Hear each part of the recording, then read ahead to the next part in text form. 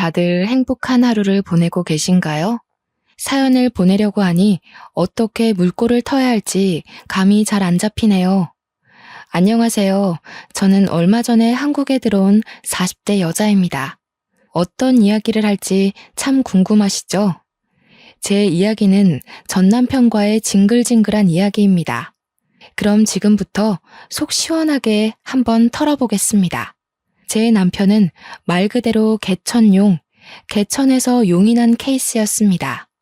술독에 빠져서 늘 정신을 못 차리고 술주정을 부리는 시모에 노름판에 빠져서 돈을 벌기는커녕 빚만 늘리는 시부, 거기다가 어릴 때 사고를 쳐서 애까지 하나 달고 있는 시동생까지 개차반 가족이었습니다. 그중 유일하게 정상으로 보이는 게 제 남편이었죠. 그런 가정 환경을 가진 남자와 결혼을 했다고 하니 주위에서는 모두 저에게 이혼을 하라고 했습니다. 저보고 불쌍하기는커녕 오히려 멍청이라고 부르더라고요. 사실은 몰랐습니다. 남편의 집이 그런 개차반인지 상상도 못했어요. 남편은 저에게 고아라고 했고 고아원에서 자랐다고 했습니다.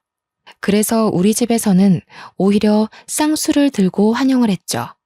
귀한 딸 시집살이 시킬 시댁이 없다고 하니 얼마나 좋았겠어요. 남편은 저를 속이려고 속였던 게 아니라고 했습니다. 실제로 고아원에 어릴 때 맡겨서 성인이 되어 고아원에서 쫓겨날 때까지 수모를 참으며 살았다고 했습니다. 공부를 제대로 시켜주지 않아서 혼자 친구들이 버린 문제집을 주워다가 지우개로 박박 지워가며 공부를 했다고 했어요. 그래서 제 남편은 변호사가 되었고 저보다 저희 아버지를 먼저 알게 되었습니다. 저희 아버지는 국내에서 내노라 하는 불굴의 탑 10대 변호사 사무실 안에 들어가는 법무법인의 대표였습니다. 아버지께서는 판사로 임용이 되어 법원에 오래 자리를 잡고 계시다가 판사직을 내려놓고 변호사가 되셨죠. 운 좋게 굵직한 사건들을 맡아 해결을 하신 이후 사무실은 점점 커졌고 지금은 모든 분야에서 탑이라고 일컫는 법무법인을 운영하십니다. 아버지께서는 정치계 쪽에도 기업인들 사이에서도 인기가 많은 변호사였습니다. 그런 아버지의 눈에 제 남편이 어떻게 눈에 들어왔는지 궁금하시죠? 우리 남편은 아주 뚝심 있는 국선 변호사였습니다. 아주 진창으로 나락으로 가난한 사람들을 대변하는 그런 변호사였어요. 뚝심이 어찌나 강한지 주위에서 아무리 흔들어도 꿈쩍없는 사람이었습니다. 아버지께서는 그런 제 남편을 너무나도 마음에 들어 하셨고 하루라도 빨리 본인의 사무실로 스카우트하고 싶어 하셨습니다. 몇 번의 제의를 했지만 그때마다 거절을 당하셨다고 했어요. 남편은 가난한 사람들을 도와주고 싶다고 커다란 회사에 들어가 굵직한 사건만 맡으면 소외된 사람들은 누가 변호해주냐고 했다고 하더라고요. 그러면 그럴수록 우리 아버지의 마음에는 가득히 제 남편이 담겼다고 했습니다. 그날은 어머니의 심부름으로 아버지께 물건을 가져다 드리러 사무실에 방문한 날이었는데 그날도 아버지께서는 제 남편을 회유하러 부르셨어요. 남편은 거절을 하고 나오고 저는 아버지의 사무실로 들어가는 순간 마주쳤습니다. 저는 남편에게 정말 한눈에 반하고 말았습니다. 아버지의 사무실에서 멀끔하게 나오는 그 모습에 두 눈을 빼앗기고 말았습니다. 저는 아버지께 당장 달려가 저 사람은 누구냐고 물어보았죠. 아버지께서는 아주 뚝심이 있는 남자라면서 저에게 모든 이야기를 해주셨어요. 스카우트하고 싶은데 죽어도 넘어오지 않는 사람이라면서요. 저는 그날 하루 본 제 남편의 얼굴이 잊혀지지 않아서 시름시름 앓았습니다. 이게 바로 상사병이라는 걸까요? 정말 딱 한 번만 더 봤으면 좋겠다 하는 생각이 머릿속에서 지워지지 않았습니다. 결국 전 용기를 내었어요. 수소문을 해서 남편이 일하는 국선 변호사 사무실을 찾아갔습니다. 무슨 일로 오셨습니까? 저에게 묻는 남편에게 저는 그저 아무 말도 하지 못했습니다. 제가 무슨 사정이 있나 보다 하고 잠자코 저를 기다려 주었는데 그 모습도 너무 강단 있어 보이고 멋있더라고요. 저는 솔직하게 이야기했습니다. 제가 누구 딸인지 말이죠. 그러자 저한테 사무실까지 따님이 찾아올 거라 생각도 못했다면서 이미 제안은 거절했다고 했습니다. 저한테 그게 무슨 상관일까요? 아버지 회사랑은 관계없이 찾아온 거여서 저는 당당하게 데이트 신청을 했습니다. 그러자 얼굴이 새빨갛게 변하면서 말을 잇지 못하시더라고요. 저는 그 뒤로 매일같이 국선 변호사 사무실을 출입했습니다. 도시락을 싸들고 가기도 하고 직원분들의 커피를 바리바리 싸들고 방문을 하기도 했죠. 처음에는 부담된다며 거절하더니 제가 들은 척도 안 하고 계속 방문하자 포기한 듯 싶었습니다. 직원들은 오히려 제가 가져올 간식거리들을 기다리는 듯 했어요. 그렇게 3개월을 내리 출석했더니 저에게 이야기 좀 하자고 하더라고요. 저는 드디어 저에게 기회가 온 것이라고 생각했습니다. 같은 사무실을 사용하는 다른 변호사들도 모두 저한테 잘해야 된다고, 저 같은 여자를 잡아야 한다고 입김을 불어넣고 있었거든요. 솔직히 우리 어머니께서 아버지에게 얼마나 지극정성인지 크고 자라면서 배웠기 때문에 저도 내조만큼은 정말 잘할 수 있었어요. 든든한 처가의 뒷배까지 생기는 건데 당연히 저를 잡아야 하는 거 아니겠어요? 그런데 제 남편은 저를 불러내어 아주 음울한 이야기들을 쏟아내었습니다. 나는 고아예요. 우리 부모는 나를 버려두고 방치했고 결국 고아원에 가게 되었습니다. 지긋지긋한 사람들이었어요. 당신은 항상 행복하고 예쁜 것만 보고 자랐을 거 아닙니까? 나는 그런 당신이 너무 부담스럽습니다. 저에게 솔직하게 이야기한다면서 제가 부담스럽다고 하는데 눈물이 왈칵 터지더라고요. 그러더니 뒤돌아서 사무실에 들어가 버리더라고요. 저는 이대로 제 사랑을 접어야 하나 했습니다. 처음에는 너무 가슴이 아파서 숨을 쉴 수조차 없었어요. 하루가 가고 이틀이 가자 배가 고프고 의욕이 생기더라고요. 10번 찍어서 안 넘어가는 나무가 없다고 하잖아요. 딱 3일째 되는 날부터 다시 남편의 사무실에 얼굴 도장을 찍기 시작했습니다.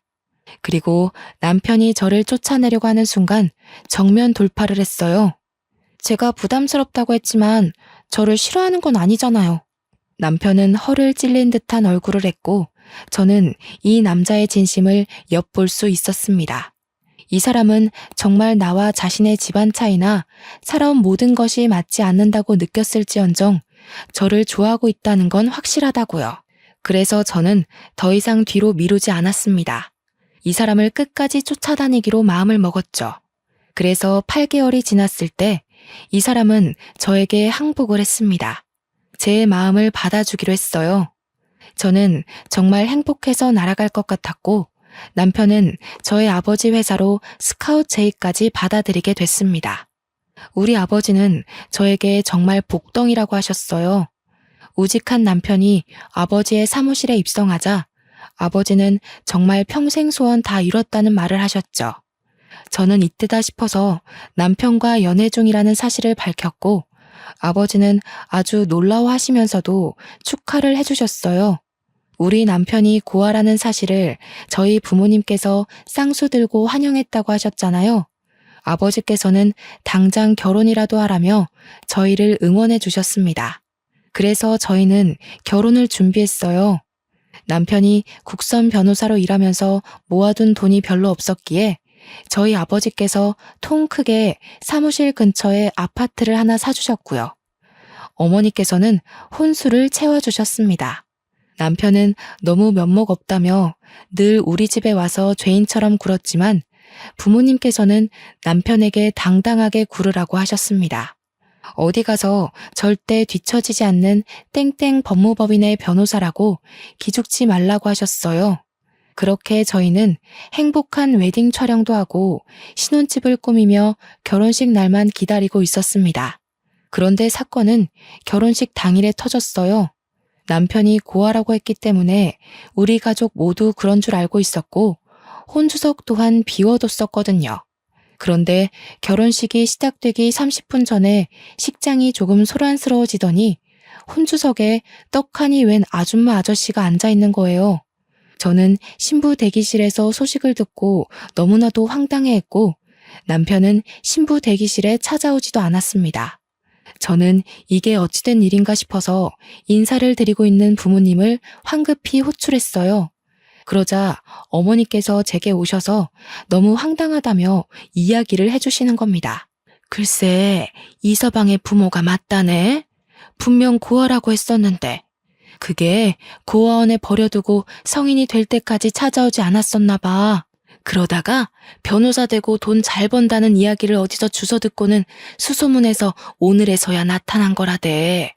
경사스러운 날에 이게 무슨 날벼락이니? 어머니는 정말 걱정스러운 얼굴로 저를 쳐다보면서 말씀하셨어요. 저도 갑자기 하늘이 노랗게 변하는 것 같았습니다. 결혼식이 시작하는 소리가 들리고 진행 요원이 신부 대기실에 와서 입장을 준비하라고 했어요. 이제 와서 도망치기엔 너무 늦었다는 소리였죠. 일단 부딪혀 본 적 없는 시댁 식구들이었기에 결혼식을 올리고 나서 생각해보자는 안일한 생각이 저를 지배했습니다. 남편도 꽤 당황한 듯한 눈치였어요.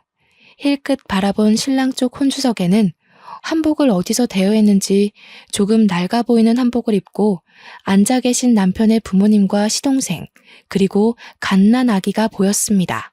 저는 이를 꽉 깨물고 아버지의 손을 잡고 입장을 했고 성대한 결혼식을 올렸습니다. 결혼식이 끝나고 정신없이 인사를 드리고 난 뒤 정막이 찾아왔어요. 그때서야 제대로 시부모라는 사람들과 인사를 할 수 있었습니다. 앙큼하게 어디 알리지도 않고 결혼식을 올릴 생각을 했어? 이런 중요한 일에 우리를 찾아와 인사할 생각도 안 하고. 남편은 아무 말도 하지 않았습니다. 저는 너무 당황스러웠고요. 어디서 사는지도 모르는데 어떻게 가서 인사를 드리고 상견례를 진행합니까? 저희 부모님도 똥 밟았다는 얼굴을 하고 계셨습니다. 남편은 신혼여행이 급하니 인사는 다녀와서 드리겠다고 공손하게 대답한 뒤 저의 손을 잡았어요. 제가 너무나도 사랑했던 남편이기 때문에 믿고 신혼여행길로 올랐습니다. 신혼여행길에서 모든 이야기를 들을 수 있었어요. 고아원에서 지낼 때 고아원 원장이 은근슬쩍 친부모에 대해 이야기를 해준 적이 있었다고요. 공부를 잘하니 성인이 되면 한몫할 거라고 넌지시 던졌다고까지요. 친부모란 사람은 아이를 버린 것도 모자라 어린 시동생만 데리고 키우면서 남편에게 빌붙을 준비를 하고 있었던 거였어요. 결국에 변호사가 되고 고아원에 찾아가 수소문을 해서 얼마 전에 연락이 왔다고 했습니다. 남편은 결혼을 한다고만 이야기했고 결혼식까지 찾아온 건 시부모가 스스로 한 거라고요. 저는 그런 남편을 꼭 안아주었습니다. 저라면 친부모고 나발이고 고생할 때 지원은커녕 애를 버리기까지 했는데 그런 사람들이랑은 인연 자체를 끊을 것 같거든요. 그런데 남편은 그래도 낳아준 부모라면서 고아원에 맡겨지기 전까진 행복했던 기억들도 있다고 그 사람들과의 인연을 끊지 못했습니다. 그러면서 눈물을 흘리기 시작하는데 저는 안쓰러운 마음이 들면서도 왜 끝끝내 저에게 고아라고 말을 했는지 의문이 들었어요. 미리 언질이라도 해주었으면 결혼을 조금 미뤘을지도 모르죠. 아니면 제가 시부모를 찾아가서 이야기를 듣고 오해를 풀 시간이 충분했을지도 모르고요. 상견례 한 번 한 적 없는 시부모라는 사람이 결혼식 당일에서야 갑자기 나타나 행색만 겨우 맞추고 혼주석에 앉아 있었다고 생각해보세요. 미리 알았으면 한복이라도 제대로 해드렸을 텐데 우리 부모님이랑 얼마나 비교가 되었겠습니까? 소매가 다 낡아빠진 한복에 누렇게 변해버린 와이셔츠에 어디서 빌렸는지 기장도 맞지 않은 정장을 입고 나타난 시부모. 우리 부모님 손님들이 얼마나 대단하신 분들인데 그걸 보고 다들 아무 소리 안 하고 넘어갈 수 있겠어요. 다들 우리 집에 대해 욕을 하느라 바빴겠죠. 부모님도 정말 당황하셨을 거예요. 저는 다른 것보다 그게 더 마음이 쓰이더라고요. 아무튼 남편은 저에게 앞으로는 못 볼 꼴 보여주지 않겠다고 약속했지만 이미 남편의 표정에는 근심이 가득했어요. 부모님이 어떻게 지내실지 궁금했겠죠. 남편도 정말 20년 만에 만난 부부라며 안절부절 가만히 있질 못하더라고요. 신혼여행의 즐거움은 아주 잠깐이었습니다.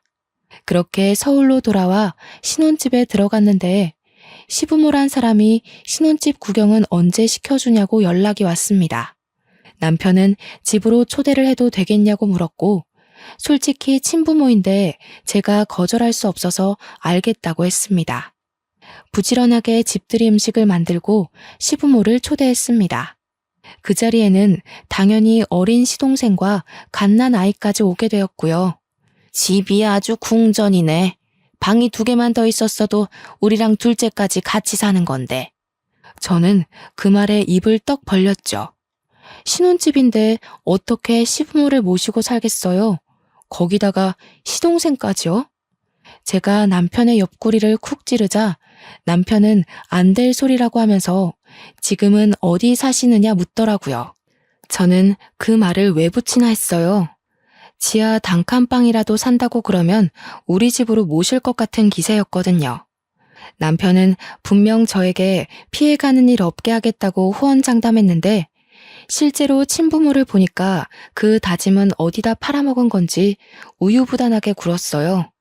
그러자 시동생이 불쑥 끼어들어서 말을 하더라고요. 우리 그냥 다 쓰러져가는 빌라에 옹기종기 모여 살지. 나야 뭐 애까지 있으니까 그렇다 쳐도 엄마 아빠는 여기 살아도 되지 않나 형? 방 남지 않어? 저기 있는 방. 저기는 우리 아이가 쓸 방이에요. 임신 계획이 있기 때문에 아이를 위해 비워뒀어요. 그럼 애 태어나기 전까지만 같이 살면 되잖아. 우리 엄마 애 잘 보는데. 아니, 애를 잘 봐서 고아원에다가 애를 맡기고 술독에 빠져 산답니까? 저는 남편을 째려봤어요. 그러자 남편이 시동생에게 그만하라며 여기 친정에서 해주신 신혼집이라고 하더라고요. 그래서 사돈 어른 댁은 뭐하는 집안인데 부자야? 제가 지금 다니는 변호사 사무실 대표님이세요. 어마마, 그럼 엄청나게 부자 아니야? 내가 고아원 가서 이야기 들으니까 너 엄청 좋은 데 취직했다던데. 우리 며느리가 복덩이네, 복덩어리야. 우리도 그럼 집 한 채 해주나? 저희 집에서 왜 집을 해드려요? 저희 신혼집도 친정에서 해주신 거예요. 제가 정색을 하고 이야기하자 시부모도 시동생도 입을 꾹 다물었어요. 생긴 게 동글동글해서 사납게 굴 거라곤 생각 못 하셨나 보더라고요.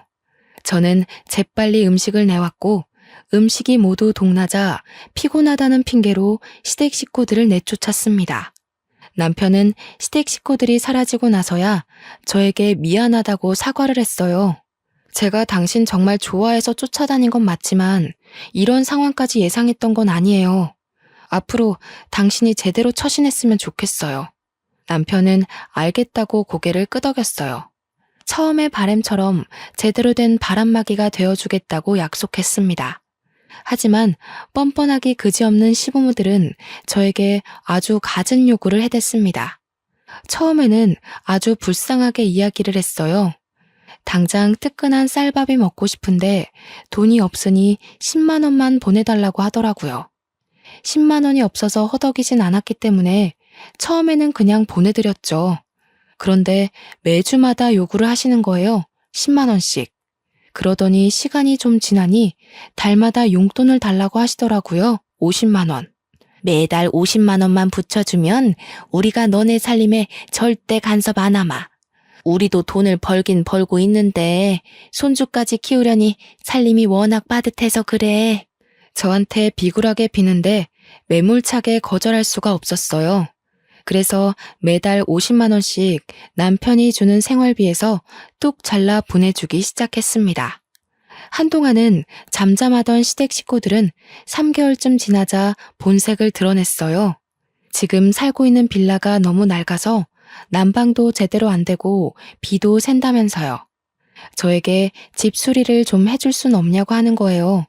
저는 그 낡은 빌라를 고쳐봐야 얼마나 들겠나 싶어서 알겠다고 했어요. 뭐 예단비 대신 드린다고 생각하면 되겠지 하고 생각했어요.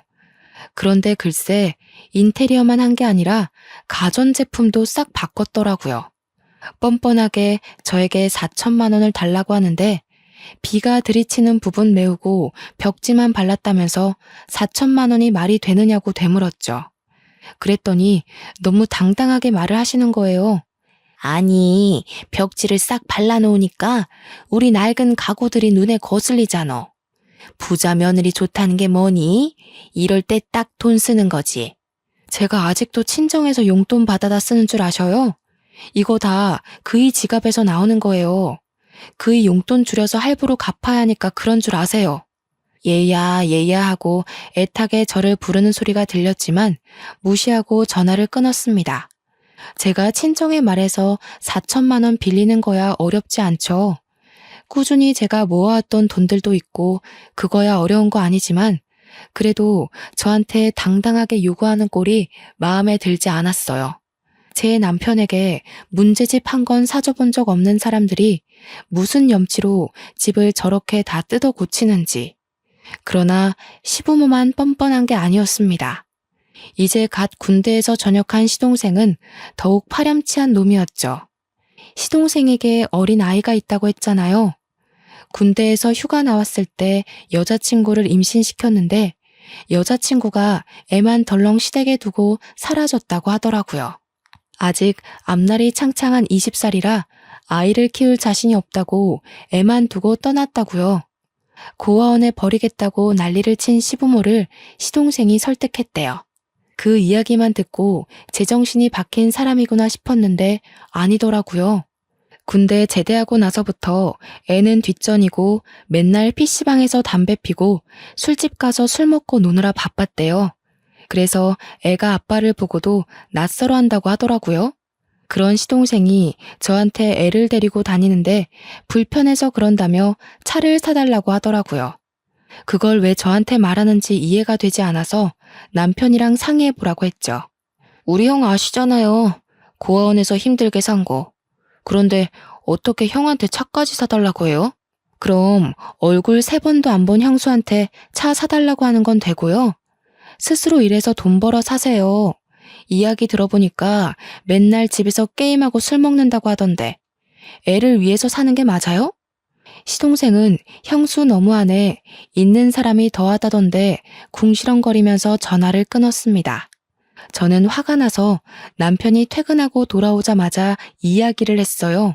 당신의 가족들이 나한테 자꾸 이것저것 요구하는 거 알고 있냐고 이야기를 하니 전혀 몰랐다고 하더라고요.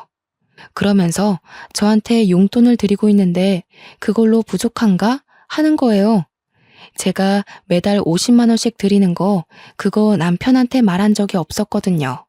놀래서 남편에게 50만 원 드리는 거 알고 있었냐고 하니까 뭔 소리냐고 되묻더라고요. 아니, 50만 원은 또 무슨 말이야? 내가 매달 100만 원씩 보내드리고 있는데 당신이 돈을 또 보내드리고 있었어? 저는 완전 뒤통수 맞은 기분이었어요. 매달 150만 원씩 저희 부부에게 갈취를 하고 있었던 거죠. 그것도 아주 교묘하게요. 그러면서 인테리어 해달라, 가전 바꾼다, 돈 뜯어가고 차까지 사달라고 했던 거예요. 저는 남편을 쥐잡듯이 잡았습니다. 얼마나 우습게 보였길래 이런 식으로 가족이라는 사람들이 뒤통수를 치냐고요. 그러자 남편이 저한테 버럭 화를 내더라고요. 아무리 그래도 자기 가족을 너무 우습게 보는 거 아니냐면서 저는 너무 어이가 없었습니다.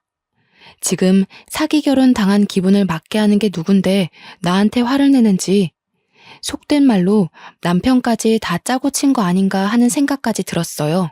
그렇게 며칠 동안을 남편과 냉전 상태로 지냈습니다. 솔직히 저도 먼저 화해하고 싶은 생각이 전혀 들지 않았고 남편도 계속 고집을 부리고 있었습니다. 저에게 자기 가족을 사기꾼 취급한 걸 사과하라고 하더군요. 저는 끝까지 하지 않았어요. 고아원에 갖다 버린 부모 뭐가 그리 불쌍하고 안타까워서 저러는지 이해가 가질 않았습니다. 그 뒤로 남편과는 깊은 대화를 잘 하지 않게 되었어요. 남편은 무슨 일이 그리 바쁜지 아버지 회사 일을 혼자 도맡아서 하는지 야근하기 일쑤였고요. 하루 종일 저는 답답함과 싸워야만 했습니다. 오죽하면 정말 이혼까지 생각을 했을까요? 하지만 남편이 열심히 일할수록 우리 아버지의 사위 칭찬은 입이 마를 날이 없었습니다. 어딜 가나 자랑을 하고 다니시더라고요. 딸이 개차반 시댁에 시달리는 건 전혀 모르시고요. 하지만 아버지 어머니를 속상하게 하고 싶지 않아서 꾹 참았습니다. 어차피 제가 확 쏘아대면 별다른 요구를 하지 못하고 전화를 끊으셨거든요. 남편이 일에 중독된 지 몇 개월이 지나고 시동생에게 급하게 전화가 왔어요. 문제가 생겨서 아이를 두고 밖에 나가야 하는데 시부모도 집에 없다고 애 좀 봐줄 수 있냐고 묻더라고요. 이미 아이는 18개월 정도 된 상태였기 때문에 이유식도 따로 필요 없다. 밥이랑 김만 줘도 된다고 했어요. 급하다는데 오죽 맡길 사람이 없으면 저한테 이런 부탁을 할까 싶어서 알겠다고 했습니다. 시동생은 저희 집으로 찾아와서 아이를 맡기고 최대한 빨리 오겠다면서 사라졌어요. 저는 졸지에 난생 처음 애를 보게 되었습니다. 남자아이였는데 생각보다 너무 활발하더라고요. 정말 세상의 모든 어머니들, 할머니들, 그리고 보육교사들을 진심으로 존경하게 되었습니다. 고작 18개월인데 어찌나 빨빨거리면서 온 집안을 구석구석 뛰어다니던지 거기다가 체력이 엄청 좋은지 지치지를 않더라고요. 하루 종일 숨바꼭질에 술래잡기에 말도 제대로 못하는 아기와 뛰어놀았더니 진이 다 빠지더라고요.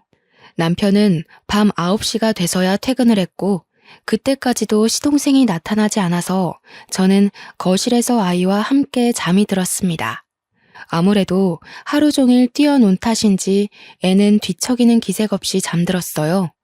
밤 11시가 넘어서야 시동생이 헐레벌떡 집으로 찾아왔고 잠든 아이를 보내주었습니다. 저한테 연신 감사하다고 인사를 하는 시동생의 입에서 약하게 술 냄새가 느껴졌어요. 저는 어디를 다녀왔는지 궁금하진 않았지만 좀 찝찝하더라고요. 도련님 술 드셨어요? 애 안고 집까지 잘 가실 수 있어요? 설마 뭐 애 떨구겠습니까? 제가 차가 있었으면 안전하게 데리고 갔을 텐데. 술 드셨으면서 무슨 운전이에요. 조심히 가세요. 그러자 남편이 조용히 옷을 입더니 데려다 주겠다고 하더라고요. 참나, 지 가족 생각은 아주 끊임없이 하는 것 같았습니다. 저는 별다른 이야기하지 않고 방으로 들어왔어요. 대충 40분쯤 지나니 남편이 다시 집으로 돌아오더라고요. 그러더니 저한테 시댁에 경차라도 한 대 사줘야 할까 하는 겁니다. 저는 펄쩍 뛰었어요. 지금 고정적으로 나가는 돈이 얼만데 경차까지 사주냐고 하니까 조카가 아기라서 차가 있어야 할 것 같다는 거예요. 저는 방금도 술 먹고 들어온 시동생에게 운전대를 내어줄 수 있냐고 다 같이 죽는 거 아니냐고 했습니다. 그러자 남편이 또 무슨 말을 그렇게 하냐고 저한테 화를 버럭 냈어요. 제가 알던 남편이 아닌 것 같았습니다. 우직하고 강인하고 누구보다 남을 배려하며 살았던 남편이었는데 약한 사람들을 위한 변호사가 될 거라고 했었는데 말이죠. 결국 남편은 중고차로 소형 세단을 시댁에 사주었어요. 경차를 사주겠다고 하더니 소형 세단을 사준 거 보고 저는 혀를 끌끌 찼습니다. 그렇게 차까지 사주고 나니 남편이 분명 용돈 남는 거 하나 없어야 하는데 이 남자 자꾸 어디서 돈을 쓰더라고요.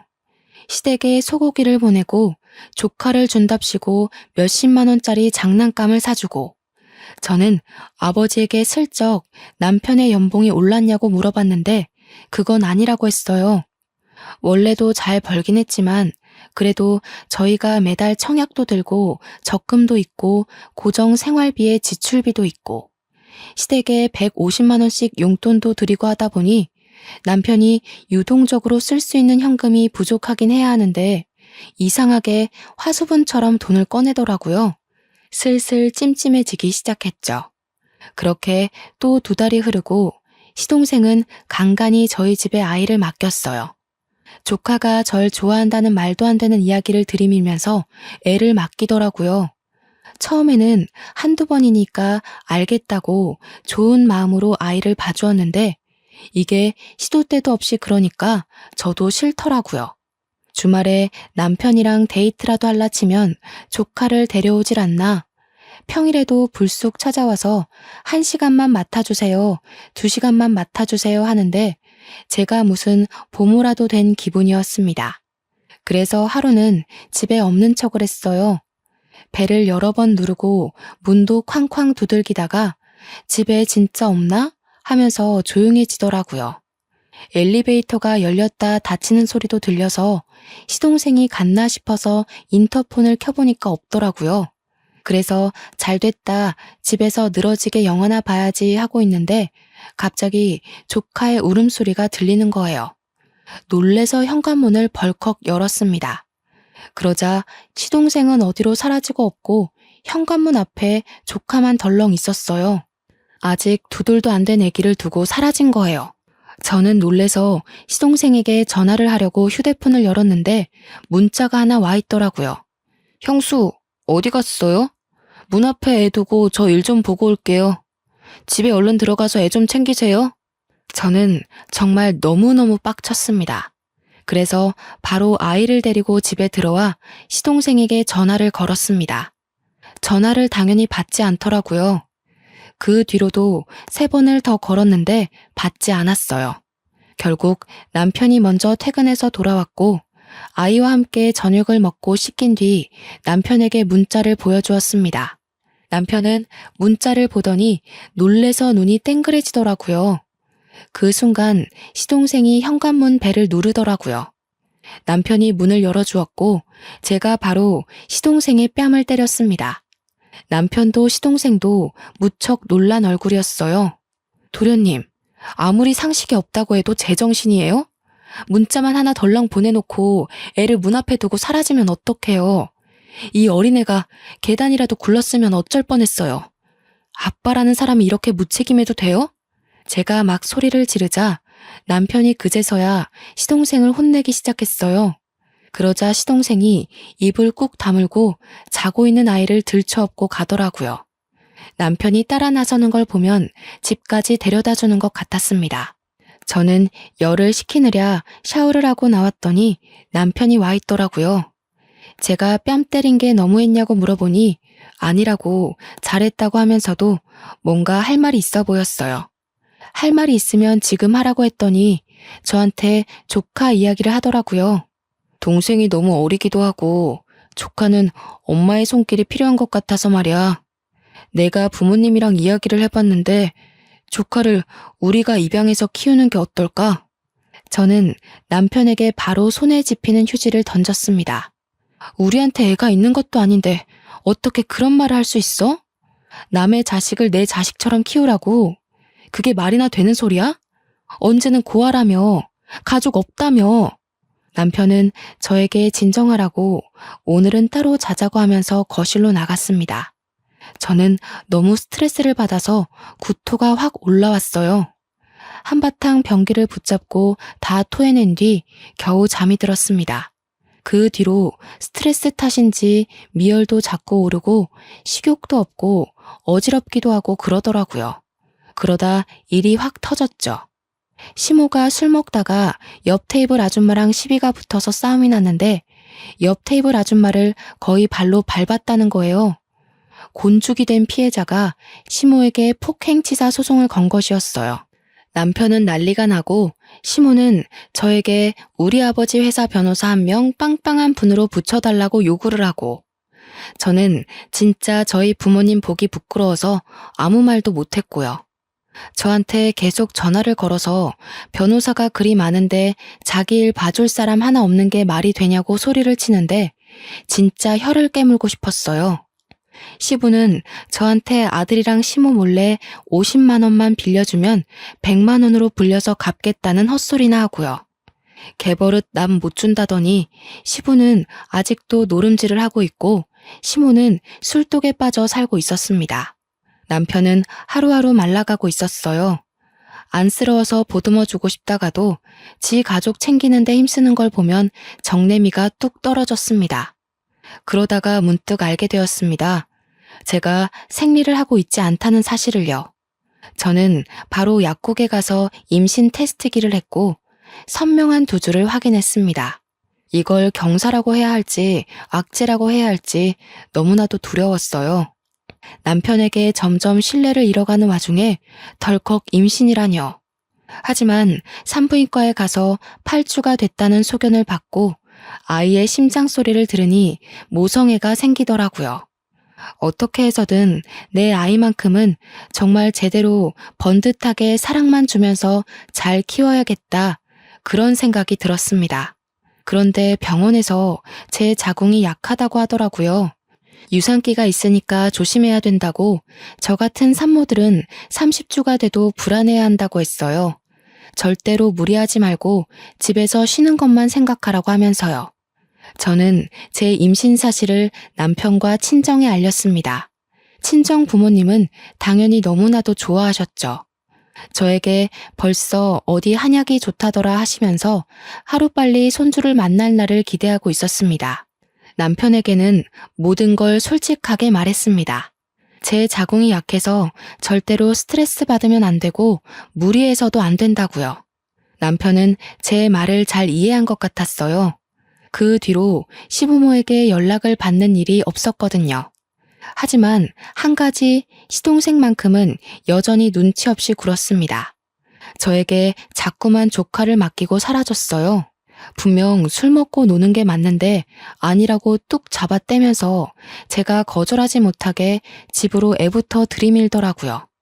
제가 임신 4개월을 넘겼을 시점 조카랑 놀다가 무리를 했는지 배가 조여들게 아파오기 시작했어요. 그때 응급실에 가니 자궁이 많이 약하다고 하면서 집에서 누워만 있으라고 하더라고요. 하지만 뛰어서 놀아주던 조카애가 벌써 2돌을 넘겼는데 가만히 앉아서 놀자고 하면 그러겠다고 할까요? 저한테 더 뛰자고 계속 졸라대기만 했죠. 저는 결국 병원에 입원을 해야 했습니다. 자궁이 수축해서요. 절대 무리하지 말라는 의사 선생님의 신신당부를 듣고 집으로 돌아간 날 남편은 출근을 했고 어김없이 조카가 집에 찾아왔습니다. 도련님한테 피곤해서 애 못 봐준다고 했는데 잠깐만 봐주면 된다고 들이밀고 도망가더라고요. 어쩔 수 없이 조카에게 큰엄마가 피곤해서 자야 하니까 혼자 놀고 있으라고 했어요. 그렇게 저는 아이에게 TV를 틀어주고 침대에 누워 자고 있었습니다. 곤히 단잠에 빠져 있는데 뭔가 꿀렁꿀렁 거리더니 배에 심한 통증이 느껴졌어요. 정말 악 소리를 외치면서 잠에서 깼다가 그대로 기절을 하고 말았습니다. 그렇게 몇 시간을 기절했는지 모르겠어요. 눈을 떠보니 병원 응급실이었고 남편은 사색이 되어 저를 보고 있었습니다. 순간 저는 느낌으로 알았어요. 제 아이가 유산이 되었다는 것을요. 조카가 제가 잠든 사이 제 배 위로 점프를 했고 그 충격으로 인해 아이가 유산이 된 것이었습니다. 침대에 기절해서 하혈하고 있던 걸 남편이 퇴근하고 나서야 발견을 해 응급실에 실려왔고 응급수술을 받았으나 더 이상 임신이 어렵다는 판정을 받았어요. 저는 그 이야기를 들으면서 또다시 기절을 할 것만 같았습니다. 충격에 하염없이 눈물만 흘렸고 제 옆을 지킨 부모님과 남편도 눈물만 흘리고 있었어요. 그런데 그때 시동생이 박수를 짝 치는 거예요. 형수, 더 이상 임신도 어렵다는데 조카를 입양해서 키우는 게 낫지 않겠어요? 나야 애 없는 게 편하고 형수는 애 키우고 싶잖아.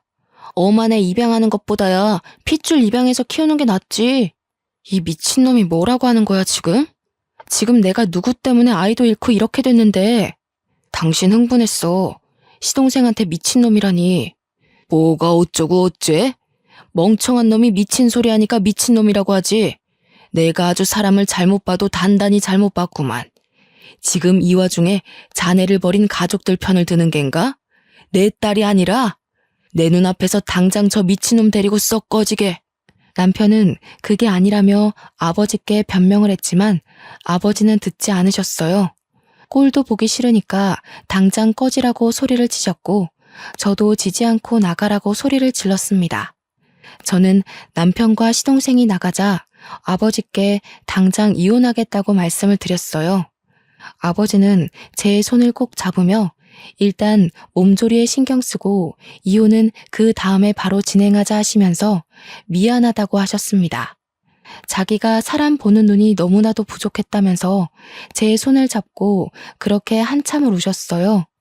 저는 부모님을 위로하며 같이 울었습니다. 그렇게 2주일이 넘는 시간 동안 몸의 회복을 위해 노력했습니다. 자궁 초음파를 통해서 자궁 안에 남겨진 찌꺼기까지 깨끗하게 청소하고 제 난소도 확인하고 임신이 어렵다는 판정은 번복되지 않았지만 저는 심리치료까지 병행하며 마음을 다스렸어요. 그리고 집으로 돌아와 남편에게 이혼을 하자고 이야기했습니다. 남편은 당연히 절대 이혼 못 해준다고 했죠. 이혼을 못 해준다니 아쉽네. 그럼 소송으로 진행할게. 이 집은 부동산에 내놨으니까 하루라도 빨리 짐 빼는 게 좋을 거야. 명의가 내 건 거 알고 있지? 당신이 재산에 기여한 부분이 어느 부분인지 모르겠지만 그건 판결 나오는 대로 처리해 줄게. 남편은 제 손을 잡고 다시 생각해보라고 했지만 저는 뿌리쳤습니다. 2번 생각할 겨를이 없는 확신에 찬 이혼 소송이었어요. 아버지는 바로 사무실 최고의 변호인단을 꾸려 제 소송을 준비해 주셨습니다. 그런데 일이 생각보다 아주 쉽게 풀렸어요. 남편이 월급이 오른 것도 아닌데 시댁에 돈을 쏟아부었었잖아요. 그게 알고 보니 아버지 회사 각종 거래처에서 뒷돈을 다 받고 있었던 거예요. 거절된 의뢰들도 몰래 수임해서 수임료 챙기고 아버지 로펌 이름을 걸고 갑질을 하고 있었던 거죠. 접대도 받고 뒷돈도 받고. 근데 그게 거래처의 장부에서 발견이 되고 수천만 원을 받은 것이 들통이 났습니다. 아버지께서는 그 증거들을 모조리 파헤쳐서 이혼 소송과 별개로 횡령으로도 소송을 걸었어요. 남편은 구속 위기에 처하자 저를 찾아와 울고불고 빌면서 이혼 바로 해주겠다고 용서를 해달라고 했죠. 하지만 전 이미 1번 기회를 줬잖아요. 2번 주기 싫었습니다. 소송은 소송대로, 이혼은 이혼대로 진행이 되었고 아버지의 로펌 간판 덕분인지 일사천리로 진행이 되었습니다.